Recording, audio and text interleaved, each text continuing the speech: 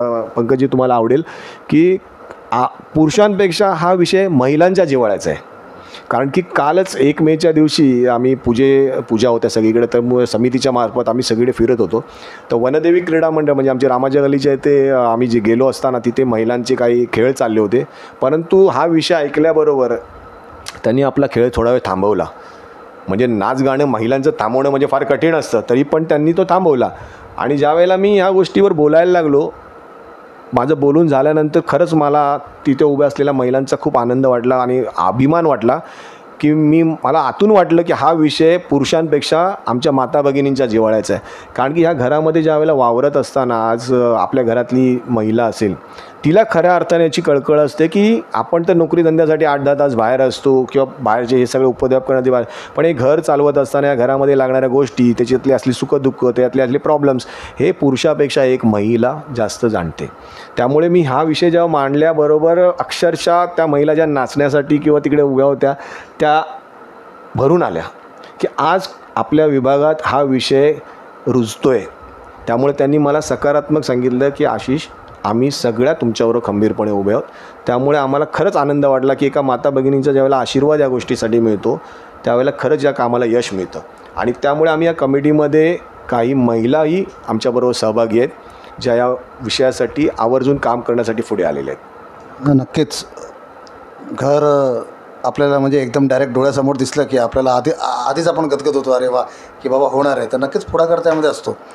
अडथळा सारखा जो म्हणतो ना निर्माण कुठे होतो की मी करतोय, तू करतोय, तुम्ही करताय, आपण करताय, समजलं. हे या शब्दावलीमध्ये कधी कधी अडथळा येत असतो की नक्की पुढाकार कोणी घ्यावा. तर ह्याला तुम्ही कसं बघताय आणि ही तुम्ही जी समिती म्हणजे आता सुरुवात केली आहे, तर ह्याचं नक्की तुमच्या वावरण्यात आणि तुम्ही जनसंपर्कात आहात, त्यांना ॲक्सेप्टन्स आहे का तुमचा अजूनपर्यंत? तरी जेव्हापासून हा विषय प्रतिसाद कसा आहे म्हणजे ते थोडासा जाणण्याचा प्रयत्न करतोय. सकारात्मक प्रतिसाद आहे. कारण की जेव्हापासून आम्ही हा विषय हळूहळू पुढे मांडला, आमच्या मीटिंग्स व्हायला लागल्या.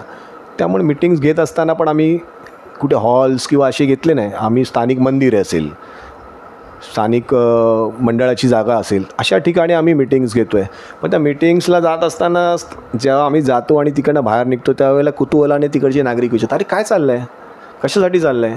आणि मग आम्ही हळूच त्यांना हा विषय सांगतो, कारण की त्यांच्याशिवाय होणार नाही आहे.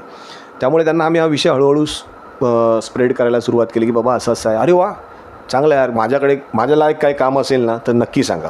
हा जो सकारात्मक विचार आहे ना पंकजी, मी खरंच सांगेन की कुंभवड्यात कुठली चांगली गोष्ट करायला घेतलीत ना तर तुम्हाला नक्कीच 100% लोकांचा प्रतिसाद मिळतो. बघा, काही ठिकाणी विरोध हा होणारच आणि त्याला सामोरं जाण्याची ताकद पण आपल्यात असावी. कारण की जोपर्यंत विरोधक स्ट्रॉंग नसतील तोपर्यंत आपण स्ट्रॉंग होत नाही, ही माझी भूमिका आहे. कारण की कोणीतरी आपल्या चुका दाखवण्याची पण गरज असते. कारण की आपल्यापेक्षा एक्सपिरियन्सवाली माणसं इकडे आहेत जी आपल्याला ऑब्झर्व करत असतात की हे काय करतायत, कसं करतायत. पण त्यांना पण आपल्याला घेऊन चालायचं आहे. तसं म्हणायला गेलं तसं तर हा फक्त रहिवाशांचा विषय नाही. इकडल्या असलेल्या त्या रहिवाशांच्या ज्या बिल्डिंग्स आहेत, त्यांचे लँडलॉर्ड्स आहेत, मालक आहेत, त्यांनाही आपल्याला घेऊन चालायचं आहे. कारण की ज्यावेळेला आम्ही चर्चा करत होतो या संदर्भात तेव्हा त्यांच्या बोलण्यात म्हणजे तुळसकर साहेबांच्या बोलण्यात आम्हाला एवढं कळलं की ह्या गोष्टीला सर्वात विरोध जो असतो किंवा तो असतो घरमालकाकडनं. तर घरमालक आणि रहिवाशी, घरमालक ही तो एक म्हणजे मोठं कारण आहे. मी मगाशी बोललो नाही, तुम्ही चांगलं घेतलं ते. तर घरमालक आणि रहिवाशी यांची संगत जोपर्यंत होत नाही, त्या दोन्ही चाकं ज्यावेळेसपर्यंत चालत नाहीत तोपर्यंत या गाडीला स्पीड येणार नाही. हे जे मार्मिक त्यांनी आम्हाला सांगितलं आहे. त्यामुळे त्यांनी आम्हाला हे सांगितलं की तुम्ही रहिवाशांशी चर्चा करत असताना घरमालकांशीही चर्चा करा. त्यांच्यासाठी असणारी सरकारी धोरणं काय आहेत ती तुम्हाला जर कळत नसेल, तुम्हाला जर त्याच्यातली अपुरी माहीत असेल तर त्यांना संघटित करणं हे पण आपलं चॅलेंजिंग आहे. कारण त्यांना आपण काय देणार आहोत. कारण की काही मिसकम्युनिकेशन म्हणा किंवा काही अपुरी माहिती म्हणा, काही अपुऱ्या माहिती आपण त्यांच्या देण्यामुळे त्यांच्या मनात काही क्लेश निर्माण होऊ शकतात. कारण की घरमालक आणि रहिवाशी हे कधीही विरुद्धार्थी शब्द समजलेले आहेत अजूनपर्यंत, पण मला ते वाटत नाहीत. कारण की जसं आपल्याला ही माहिती मिळते त्या अनुषंगाने मला एवढं कळतं आहे की जर घरमालक यांना या धोरणांची, या पॉलिसीजची जर माहिती परफेक्ट मिळाली तर ते आपल्याबरोबर खांद्याला खांदा लावून हा रिडेव्हलपमेंट करायला इच्छुक असतील. एवढं या ज्या आत्ताच्या जी माहिती आमच्याकडे आहे त्याच्यातून मी सांगतो. नक्कीच म्हणजे आमचे व्ह्यूअर्स हे अपेक्षा करू शकतात, कारण आता तुम्ही इनिशियल स्टेजवर आहे हे दिसून येते. सुरुवात केली आहे, ह्याला महत्त्व आहे. आणि ते सुंदरच पाऊल उचललं आहे. कोणीतरी ते उचलायला पाहिजे, ते तुम्ही उचललेत हे यातून दिसून येतं आहे.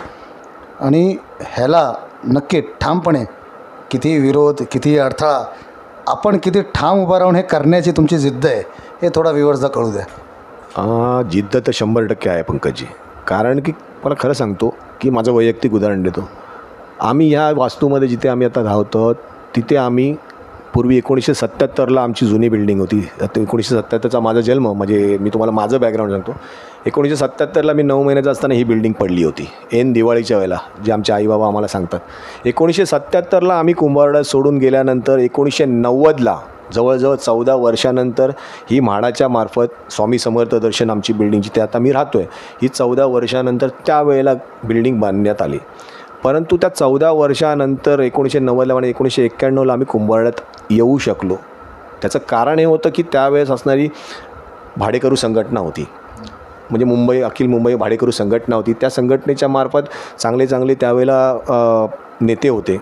सन्माननीय श्री दशरथ पडवळजी होते, जे म्हणजे मी लहान असताना, कारण की माझे वडील या समितीमध्ये काम करायचे आणि त्यांची ती मेहनत आम्ही त्यावेळेला बघितलेली. आणि ते 14 वर्षाचा तप जे आम्ही बघितलं आहे ना पंकजजी, ट्रान्झिट कॅम्पमध्ये राहणं फार कठीण आहे.